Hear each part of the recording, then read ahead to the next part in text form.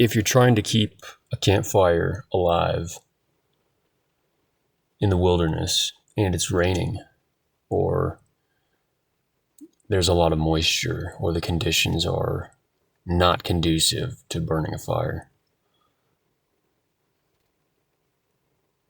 you have to constantly be adding dry fuel to the fire. You have to be blowing on it. You have to be keeping the flame alive. And you have to be,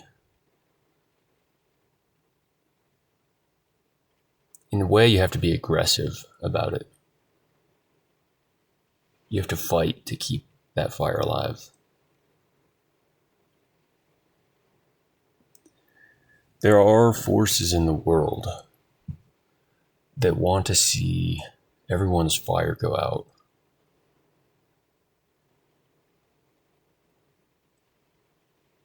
If they're going to be resisted, you have to fight.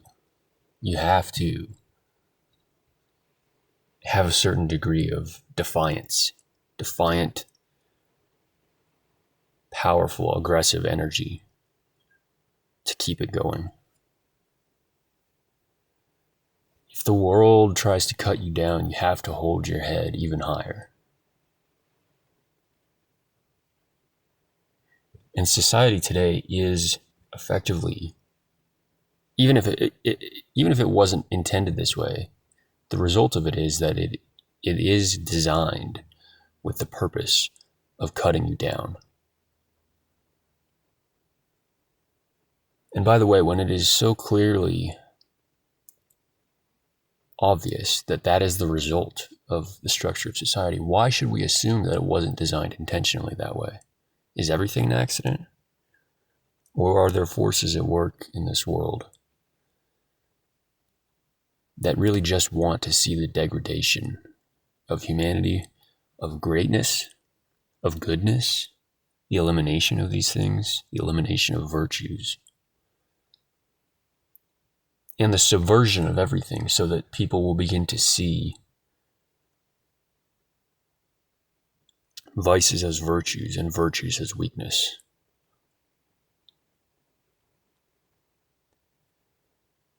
There is this disease-like mindset, this energy that is completely dominant in the Western world, certainly in America, that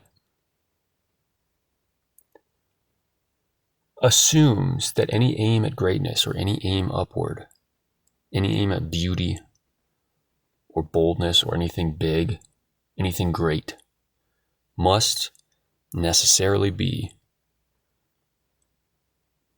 an attempt to compensate for some inner insecurity.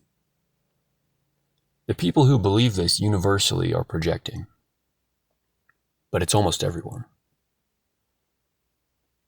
It is such that if someone sees something, if someone sees a beautiful statue or a beautiful building or any piece of art that required intense effort or just a magnitude of will to create, when they see that,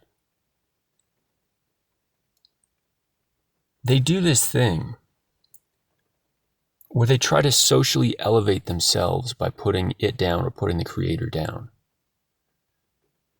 By saying the person who made this beautiful work of art must have some kind of issue, must be compensating for something, must be insecure. The implicit assumption is that anything great in society must be the result of a feeling of inadequacy. But again, it's so transparent. Once you see it, it is obvious. It's only the people, for the most part, who think that way, who have feelings of inadequacy, and they're projecting that onto the artist. The idea that the artist might be building something for its own end, an end of its own. The artist might be doing something for its own sake. For its own sake, for the sake of beauty, creating something beautiful or big or magnificent, just for the sake of creating something beautiful or magnificent. That being an end of its own is not a possibility that has occurred to the average mind, to the person who criticizes that.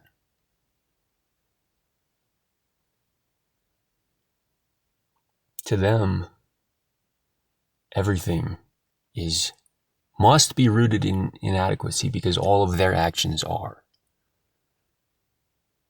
If you took the average liberal today and put them in a time machine and sent them back to the construction of the pyramids, or of Gothic cathedrals, or of any beautiful work of art in history, anything that took force of will to construct, these people would have looked at those things being built and said, oh, what are these people compensating for?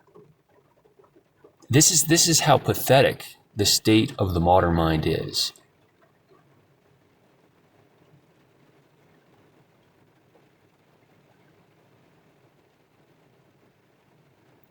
That they could be taken back in time to see something truly great. And they would still look at that and say,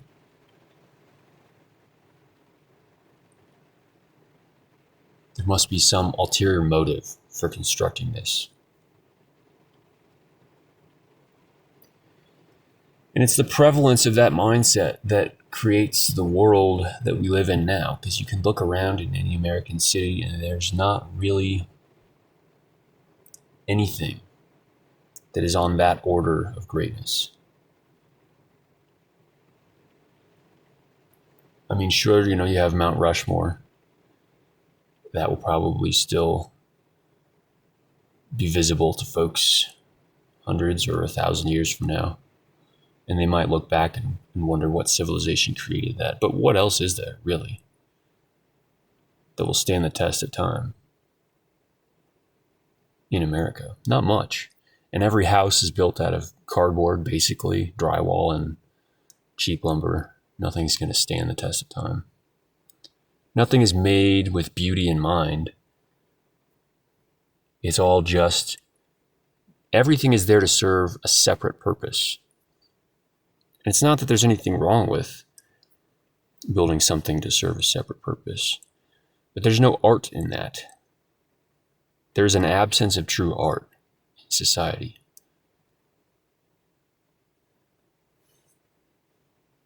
Because everything is for some secondary, separate goal. There is no one who's pursuing something for its own sake. Building something because you have this inner impulse to build it and to make it beautiful, that is art. Rarely will you find that in today's world.